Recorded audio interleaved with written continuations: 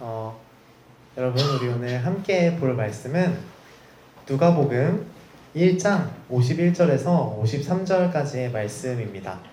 누가복음 1장 51절부터 53절까지의 말씀입니다. 우리 앞에 보시고 다 함께 봉독하도록 하겠습니다.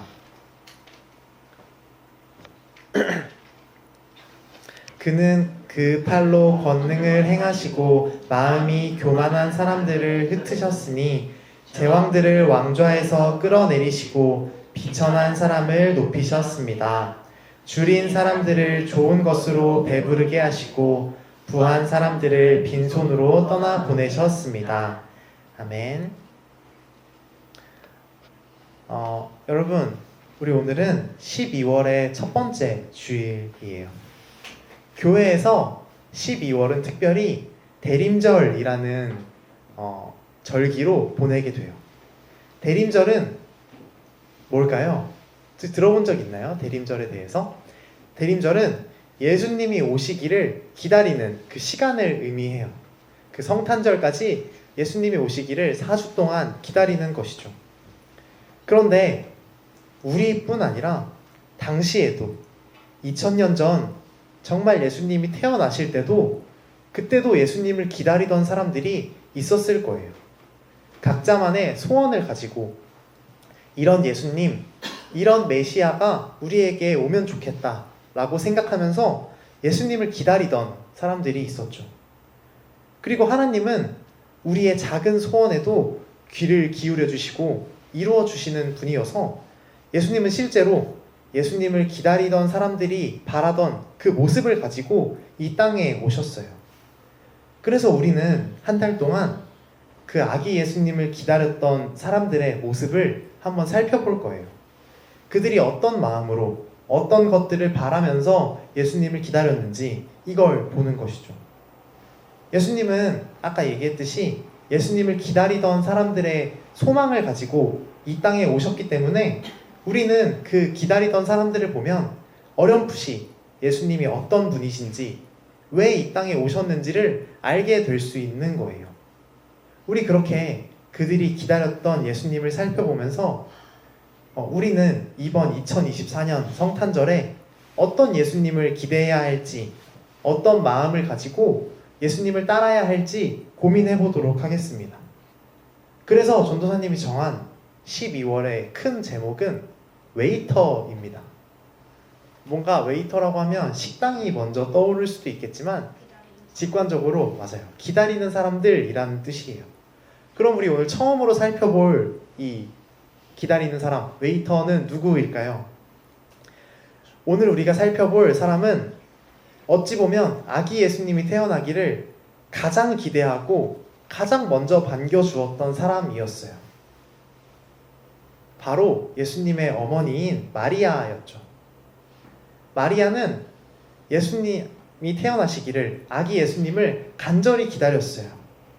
특별히 성경은 마리아가 예수님이 태어나기 전에 이 아이를 주신 하나님을 찬양하는 그 찬양을 마리아의 찬가라고 하면서 성경에 다루고 있죠.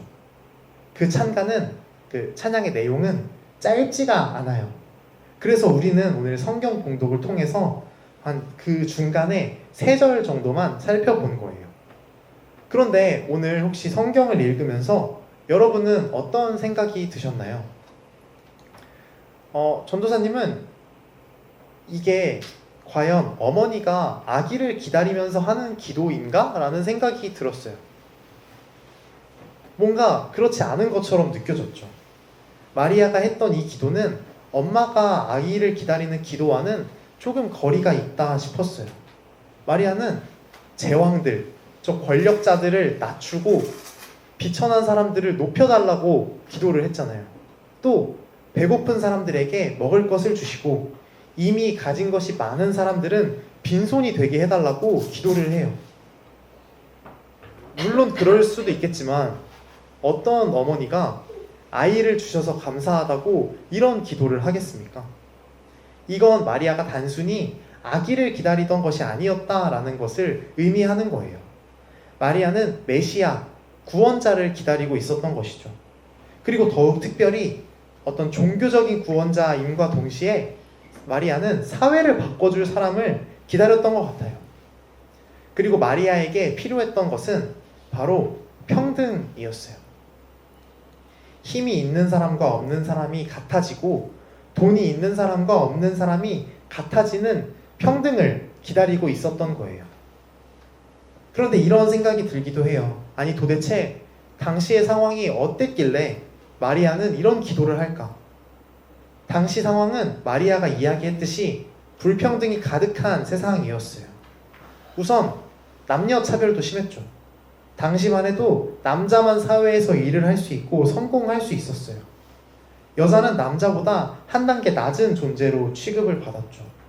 심지어 교회에서도 여자는 자유롭게 이야기할 수 없다라고 이야기를 하던 그런 시대였어요. 그리고 지역 차별도 심했죠. 당시 이스라엘은 주변의 큰 나라들한테 정복을 당하고 거기에서 포로 생활을 하다가 이렇게 다시 풀려나서 자기의 나라로 돌아오게 된 그런 상황이었어요. 포로에서 풀려나면 해방되면 다 같이 좋을 것 같은데 안타깝게도 그러지 못했죠. 남쪽 나라 사람들과 북쪽 나라의 사람들이 각각 다른 나라로 끌려갔거든요. 그러다 보니까 다시 이렇게 합쳐졌는데도 문화가 조금씩 달랐던 거예요. 옷도 다르고 억양도 조금 달랐을 것이죠. 그러다 보니까 서로 차별을 하기 시작한 거예요. 지역의 불평등이 생기기 시작한 것이죠. 만약 지금 서울에서 서울이 아닌 지역에 사는 사람들을 괴롭히고 뭐 취업을 시키지 않고 이런 일종의 불평등한 행동을 한다면 어떻게 될까요? 요즘에 이런 일이 벌어지면 어떻게 될 것 같아요? 경찰서 맞아요. 경찰서에 잡혀가고 정말 큰 일이 벌어지겠죠. 우리로서는 상상도 할 수 없는 일인 거예요. 그런데 이런 일들이 마리아가 살던 당시에는 참 많이 있었어요.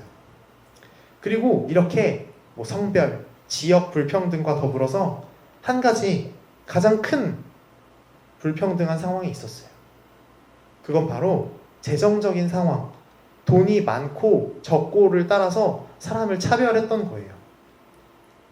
특별히 당시에 이 이스라엘은 로마의 지배를 당하고 있었어요. 로마 제국은 엄청 큰 나라였잖아요. 그 영향력이 이스라엘까지 뻗어 있었던 거예요. 그런 상황에서 발빠르게 로마의 편에 선 사람들은 돈을 많이 벌었어요. 우리로 치면 친일파 같은 그런 것이죠.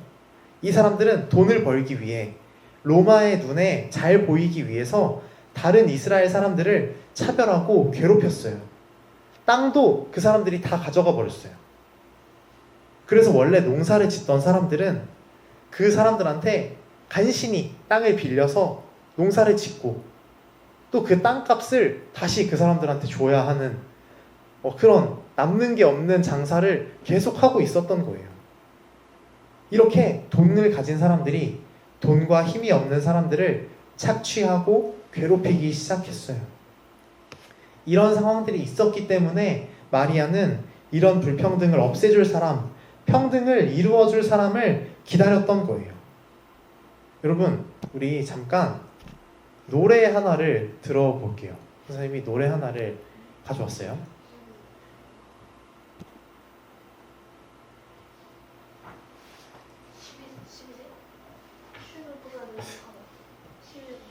잠시만요. 나오나요? 노래가 안 나오네요. 소리가 안 나오네요. 그러면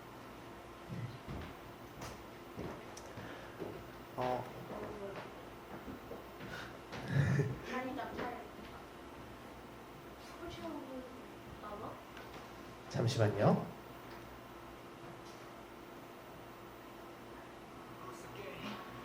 감사합니다. 네, 다시 틀겠습니다.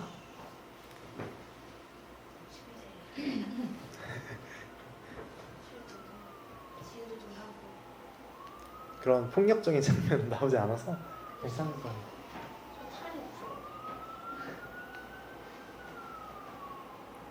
세상이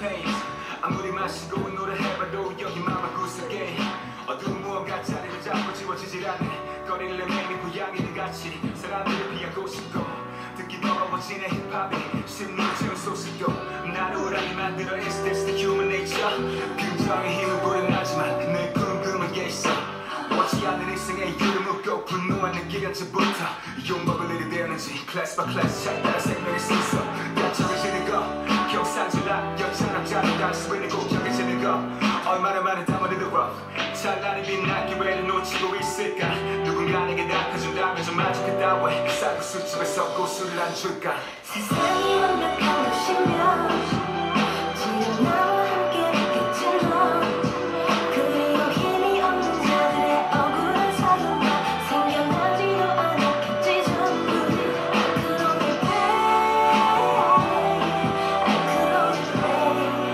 I could only pray for a better world 오늘 한 이 정도만 듣도록 하겠습니다.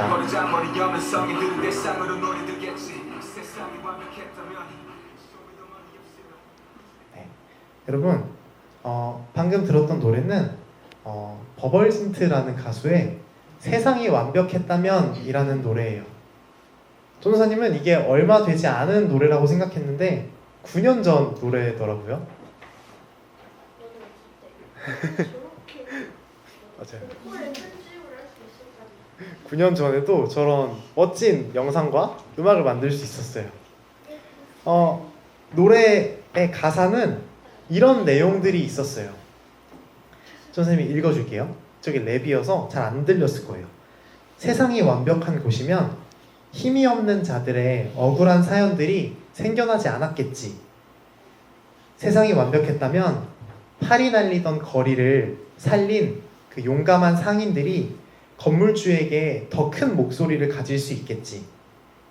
서로에게 혐오에 찬 삿대질 대신 서로가 다름으로 인해 아름답다는 사실을 인정하겠지. 그리고 이런 것들을 물어보기도 해요.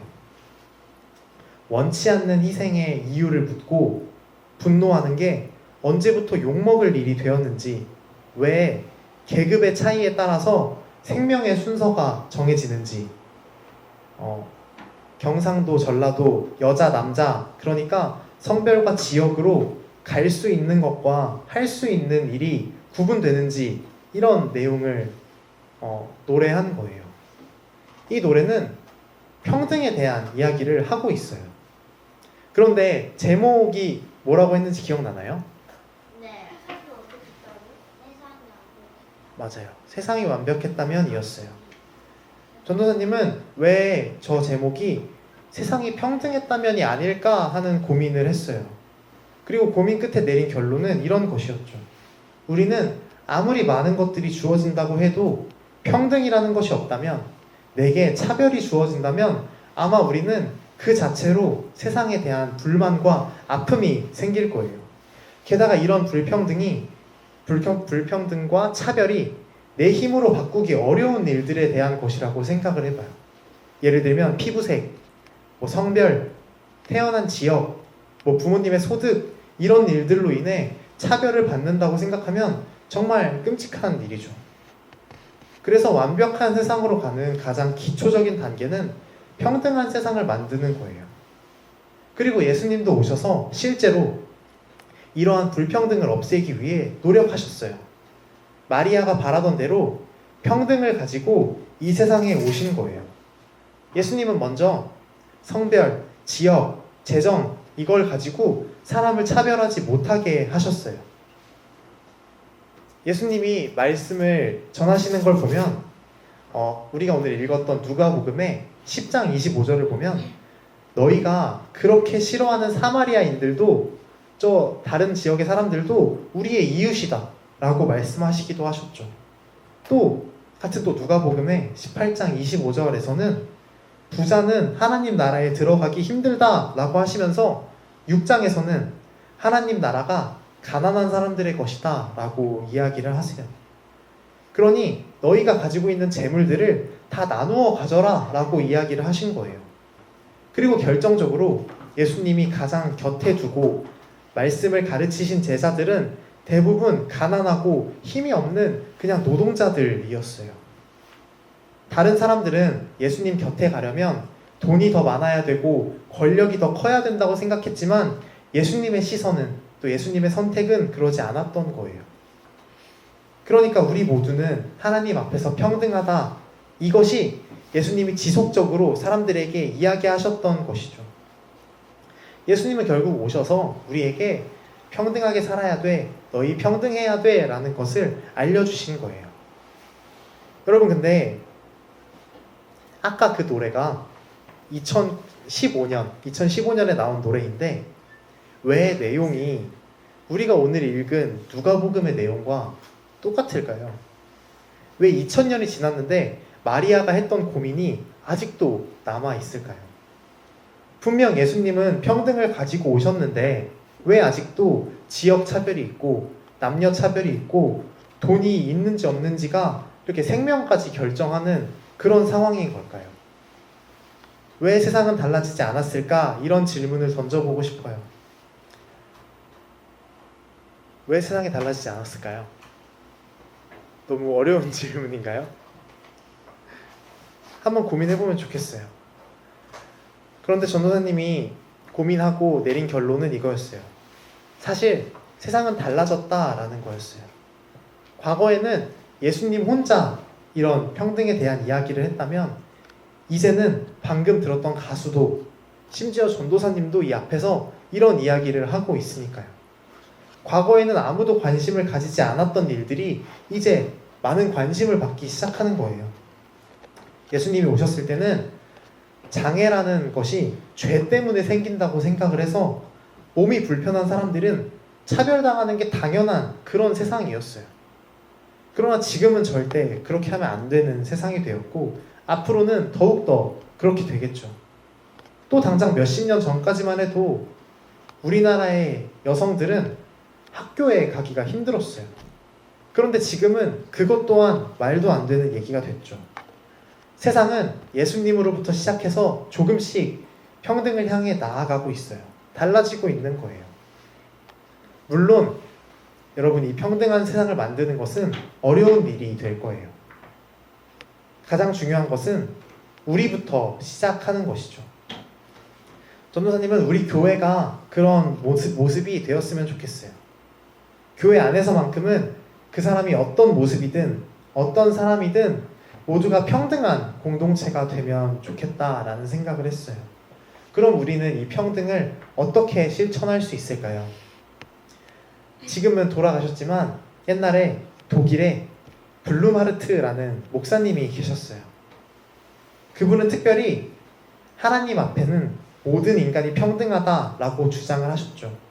그 목사님은 평등을 실천하는 방법으로 섬김을 이야기했어요. 모든 인간이 서로에게 봉사하고 섬기면 평등한 세상이 올 거다라고 본 거예요. 그래서 우리는 이렇게 교회 안에서 서로를 잘 섬기고 봉사하면서 평등을 이루어가면 좋겠어요. 그리고 한 가지 더 이야기를 하고 싶습니다. 우리는 일주일에 한 번 교회에 오고 나머지 날들은 교회 밖에서, 학교에서 생활을 하게 되잖아요. 교회 밖에서는 여전히 우리가 이 안에서 평등을 이루려고 노력한다 해도 여전히 평등하지 않은 차별적인 이야기들이 많이 나오게 돼요.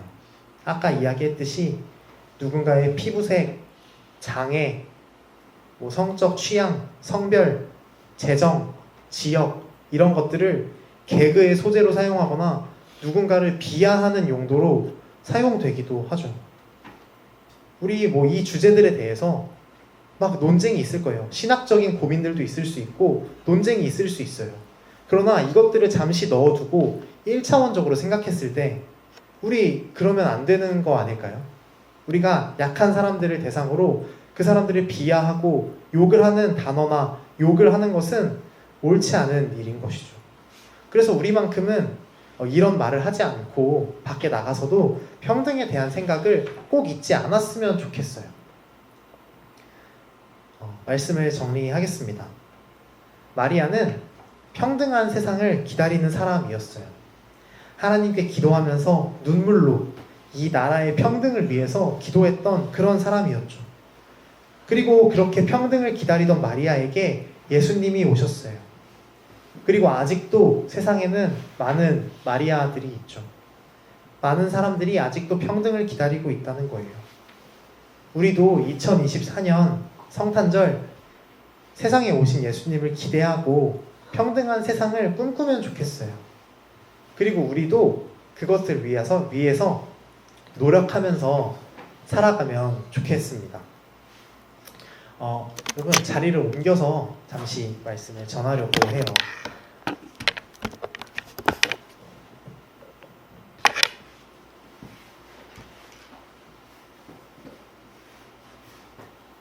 여러분 우리 앞에 4개의 초가 있어요. 근데 왜 저기에는 불을 붙이지 않을까 되게 궁금했을 수도 있겠어요. 우리는 4주 동안 대림절로 보낸다고 했잖아요. 그래서 우리 어린이 교회에서는 이 4개의 초에 의미를 하나씩 부여하면 좋겠어요.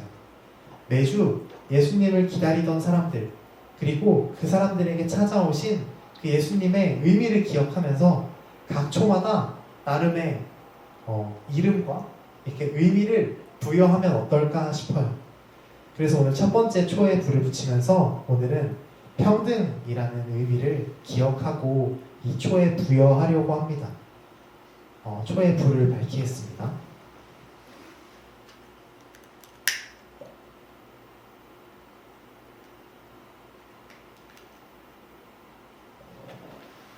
여러분 우리 오늘은 평등을 외치던 예수님께서 또 평등이신 예수님께서 우리 곁에 오셨습니다.